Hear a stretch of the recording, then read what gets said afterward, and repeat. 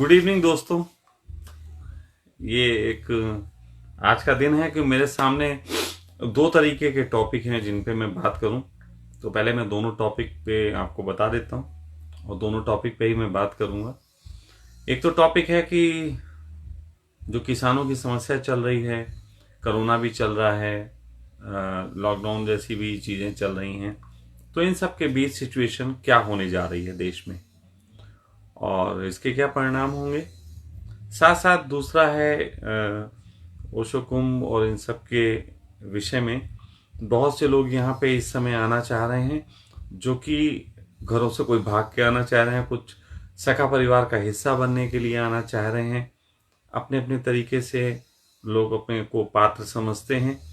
तो आज मैं ये भी क्लियर कर दूंगा कि सखा परिवार और मैं जिस तरीके के लोगों को पसंद करता हूँ कि जो यहाँ पे सखा परिवार का हिस्सा हो सकते हैं भविष्य में, तो उनके संबंध में भी मैं कुछ बातें कहूँगा, तो आप उन दोनों विषयों पे सुन सकते हैं।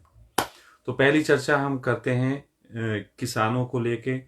ये जो चीज़ें चल रही हैं, मेरा मानना बहुत स्पष्ट है। देखिए, किसान के संबंध में जो ये बिल है, ये बिल बहुत आनंद फानंद बहुत तेजी के साथ ये बना के अचानक किसानों के पल्ले सौंप दिया गया था। इस संबंध में एक वीडियो में पहले बोल चुका हूं, लगभग 3 महीने पहले, जब मैंने बोला था इस बिल में क्या क्या खामियां हैं। ये तब की बात है जब आंदोलन शुरू भी नहीं हुआ था। लेकिन अब ये आंदोलन किस दिशा में जा रहा है जो मुझे दिखता है, और मेरी कोई ऐसी दृष्टि नहीं है कि मैं रात को किसी सपने में सोता हूं और मुझे कुछ दिव्य दृष्टियां दिखाई देने लगती हैं। ऐसा कुछ नहीं होता। सच बात तो यह है कि मेरी अपनी एक समझ है, देखने का ढंग है। न्यूज चैनलों में जो दिखाया जाता है उसमें मैं फिल्टर करना जानता हूं कि ये न्यूज चैनल किस बात को किस ढंग से पेश कर रहे हैं, कितनी चीजें कितने ढंग से बिकी हुई बातें हैं और कौन सी बातें किस दिशा में पब्लिक को लेके जा रही हैं। यहीं से मैं आकलन लगाता हूं कि किस तरीके से ये आगे जो भी चीजें हैं होने वाली हैं। देखिए, मैं आपको 2-3 चीजें बताता हूं। पब्लिक हिलती कहां से है? पब्लिक हिलती है अचानक ही कोई ऐसी चीज हो जाए जो बहुत बड़ी हो, और इसका उन्होंने पिछली बार प्रमाण देख लिया कि जैसे कि लॉकडाउन हुआ, पब्लिक भयंकर हिली, भयंकर तरीके से हिली। उसके बाद लॉकडाउन के बाद शेयर मार्केट गिरी, शेयर मार्केट से पब्लिक बहुत बुरी तरीके से प्रभावित हुई। तो ये दो बहुत बड़ी जगहें थी जहां से लोगों को बहुत हलचल महसूस हुई। ये वो समझ गए हैं कि अब की बार अगर इसी तरीके का फिर हमने कुछ किया तो निश्चित ही पब्लिक का विद्रोह झेलना पड़ेगा। पिछली बार आपको याद होगा शाहीन बाग एक चल रहा था मुद्दा बहुत बड़ा, और शाहीन बाग का आंदोलन अचानक एकदम बिल्कुल बंद हो गया क्योंकि इस तरीके के लॉकडाउन की घोषणा कर दी गई। अभी सिचुएशन जो है वो थोड़ी सी मिक्सअप है। एक तरफ तो हमको न्यूज चैनलों के माध्यम से डराया जाता है कि कोरोना कोरोना कोरोना, बीच में किसान आंदोलन इतने दिन से चल रहा है, लेकिन किसान आंदोलन के संबंध में अभी न्यूज़ें उठनी शुरू हुई 10-12 दिन से। 10-12 दिन से जो न्यूज़ें उठनी शुरू हुई, तो ये न्यूज़ें इसलिए उठी क्योंकि मामला थोड़ा भड़क गया था और दबाया नहीं जा सकता था। लेकिन न्यूज चैनलों ने जब इसको लिया, और मैं देखता हूँ कुछ बिकाऊ से न्यूज चैनल्स बहुत सारे हैं, मैं उसको जब देखता हूँ तो मैं नोटिस करता हूँ कि ये किन बातों पे जोर ज्यादा दे रहे हैं। जैसे उनका न्यूज चैनल पे जो न्यूज दिखाई जा रही है किसानों की, पहले दिखाते हैं थोड़ी समस्या है, फिर दिखाते हैं फंडिंग कहाँ से आ रही है, फंडिंग का खेल कहाँ चल रहा है। और साथ ही साथ इन लोगों का एक हरकत ये भी चलती है, अब जैसे नई बात हुई, इस बार किसान आंदोलन हुआ, इसमें या शाहीन बाग आंदोलन हुआ, इसमें सबसे बड़ी बात की गई फंडिंग कहाँ से, फंडिंग कहाँ है, देश विरोधी ताकतें लगी हुई हैं, सब देश विरोधी ताकतें लगी। इस बार भी कहा जा रहा देश विरोधी ताकतें लगी। आज तो यहां तक कहने न्यूज चैनलों पे चर्चा चल रही है कि कोई जो है राष्ट्रीय जो है बहुत बड़ी एक गृह युद्ध टाइप की स्थिति भी बन सकती है, और ऐसी सब चर्चाएं की जा रही हैं। खालिस्तान और पता नहीं क्या क्या भिंडरावाला और सब बातें उठा के फंडिंग की। मैं एक छोटी सी बात पूछता हूं कभी कभी, केजरीवाल का जब आंदोलन हुआ था किसी ने पूछा था फंडिंग कहां से आ रही? केजरीवाल का आंदोलन में कभी कहा था विदेशी ताकतें लगी हुई हैं? किसी न्यूज चैनल ने दिखाया? नहीं दिखाया। जब निर्भया वाला कांड हुआ था तो निर्भया कांड में एक बहुत बड़ी संस्था थी, उसने एक बहुत बड़ी फंडिंग की थी इस तरीके के आंदोलन में, जो लोग लगे थे उन्हें सपोर्ट करने के लिए। तो किसी ने मुद्दा नहीं उठाया विदेशी फंडिंग हो रही। उस समय तो सरकार गिरानी थी, उस समय तो मनमोहन सरकार गिरानी थी, इसलिए फंडिंग की बात हो रही थी। लेकिन अभी तो सरकार खुद गिर सकती है, इसलिए ये बात नहीं हो रही। लेकिन मैं आपको बताऊं, सरकार नहीं गिरने वाली। मैं आपको ये भी बता रहा हूं, ये किसानों का ये आंदोलन जो है, ये इसे कुछ अभी नहीं होगा। हो सकता है आगे चल के, लेकिन अभी कुछ नहीं होगा।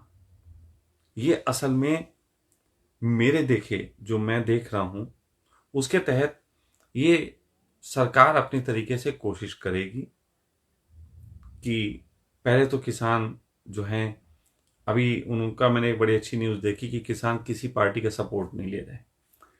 तो ये पूरी संभावना है कि किसान जो है सपोर्ट नहीं लेंगे, लेकिन फिर पार्टी बंदी जो है इनमें ही करी जा रही है। अब किसानों को सरकार लगातार 2 वार्ताओं से 3 वार्ताओं से कह रही है कि आप लोग जो हैं इतने लोग मिलने मत आइए, आप लोग सिर्फ 4-5 लोगों का एक बना लीजिए और उनसे हम बात करेंगे। आखिर ये 4-5 लोग बात क्यों करने के लिए कहे जाते हैं? मेरा मानना है कि 4-5 लोग जब कहे जाएंगे तो फिर उनकी पूरी हिस्ट्री सीबीआई वगैरह सब लग के निकालना शुरू कर देगी कि कहाँ कहाँ किसके किसके कान पकड़ने हैं। इतने ज्यादा लोगों के कान नहीं पकड़े जा सकते। एक आदमी गलत निकल जाएगा, वो हट जाएगा आंदोलन से, कहां तक सब गलत निकालोगे? लेकिन 5 आदमी पकड़े जाएंगे जिनकी गर्दन उमेठी जा सकती है, जिनसे सौदा हो सकता है। तो अगर इस आंदोलन को दम मिलनी है तो इसी बात से मिलेगी कि इस आंदोलन में जो भी लोग हैं वो एक किसी तरीके का संगठन ना बना लें। ये बात बिल्कुल स्पष्ट है। तो दूसरी चीज जो मैं देख रहा हूं, इस साल का खतरा, अभी लॉकडाउन कुछ देशों में शुरू हो गया है पूरे तरीके से।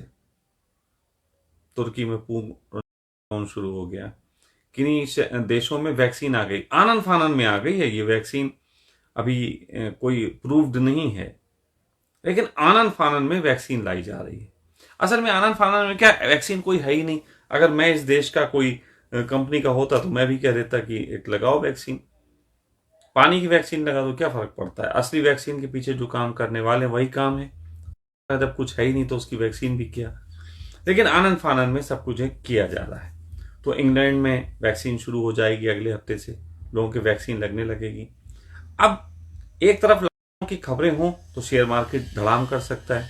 शेयर मार्केट धड़ाम कर जाने से सरकार को बहुत बड़ा नुकसान होता है, सरकार की अर्थव्यवस्था पे असर पड़ता है। तो इस बार बहुत अच्छा प्लान है कि एक तरफ लॉकडाउन की बातें हो रही हैं, दूसरी तरफ वैक्सीन की बातें हो रही हैं, आश्वासन बना हुआ है। वैक्सीन की खुशखबरी से शेयर मार्केट टॉप पे जा रहा है। क्या गजब का खेल चल रहा है। सिर्फ वैक्सीन की खबर आती है और शेयर मार्केट बढ़ जाता है। तो ये सारी चीजें। दूसरी तरफ किसान आंदोलन जो कर रहे हैं, एक बात तो पक्की है कि अंदर की खबर है, मैं लोगों से बहुत बात करता हूं कि अब इस बार के हालात देखते हुए मोदी सरकार दोबारा नहीं आ सकती। लेकिन मोदी सरकार अगर दोबारा नहीं आ सकती तो क्या सब भला हो जाएगा?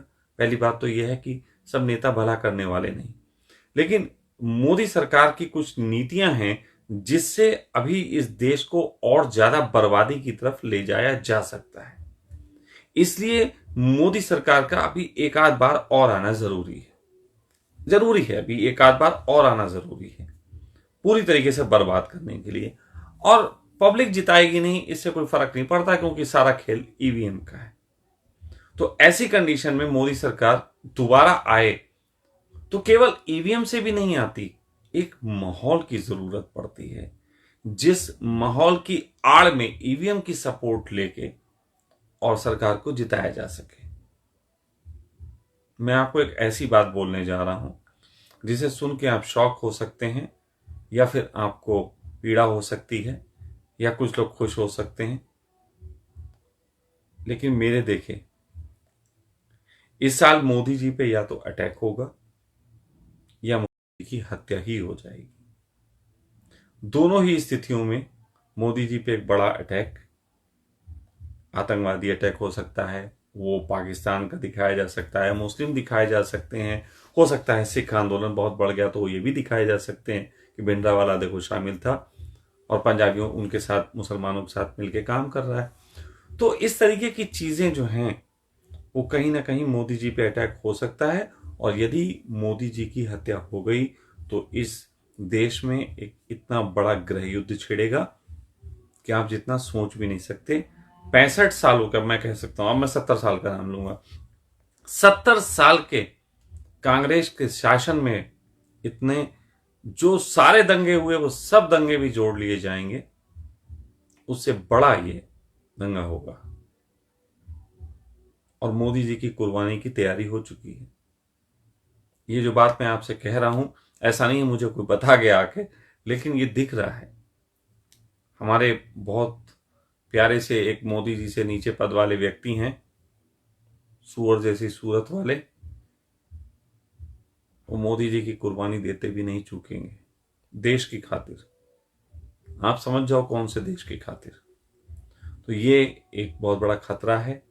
ये हो सकता है कि जल्दी हो जाए, ये हो सकता है अभी 2-4-6 महीने बाद हो, या इस साल के अंत तक, 21वीं, मतलब मैं सन 2021 की बात कर रहा हूं कि 21 के अंदर अंदर ये सारी चीजें हो सकती हैं।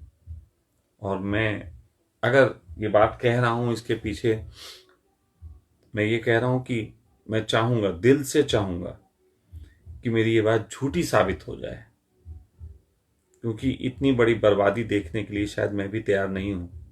इतनी हिंसा देखने के लिए भी मेरा भी मन नहीं राजी है। तो अगर ये मेरी बात झूठी सिद्ध हो जाती है तो मुझे कोई उसमें दुख नहीं होगा, लेकिन अगर ये बात सच्ची सिद्ध हो जाती है तो कम से कम आप जितने लोग मुझे सुनते हैं, एक तो वादा कर सकते हैं कि उस टाइम ही सही इस दंगे को रोकने के लिए मेरे इस वीडियो को अपने तरीके से फैलाने का काम करेंगे। तो इसको अपने अपने तरीके से सेव कर लीजिएगा। अगर ये नहीं होता है, बहुत अच्छी बात है, फिर चाहे आप इसी वीडियो को लिंक डाल के मुझे गाली भी दे सकते हैं जिनके मन करते हैं। नहीं तो ऐसी स्थिति जब होगी तो आप लोग इसका उपयोग भी कर सकते हैं देश के हित के लिए। तो ये आंदोलन और किसान का ये जो मांग है वो पूर्ति तो नहीं होगी, ये बात तो लिख के रख लीजिए। क्योंकि जो लोग दुनिया को बर्बाद करने के लिए निकले हैं, जिन्होंने ये साजिश की है, जब तक किसानों को भी वो कुचलेंगे नहीं तब तक ये आंदोलन जो है पूरा नहीं होगा उन लोगों का।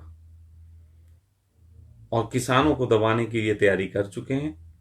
हो सकता है किसानों का ये आंदोलन दबने के लिए मोदी जी की कुर्बानी भी दे दी जाए, क्योंकि मामला फिर दूसरी दिशा में टर्न हो जाएगा और फिर कोई न्यूज़ इस तरीके की नहीं होगी। किसान भी शायद चुप बैठ जाएंगे, आने वाली सरकारें, आने वाले लोग इस बात को भुलाने का काम कर देंगे।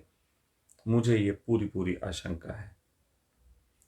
तो फिलहाल ये चीज़ मैंने पहले कही।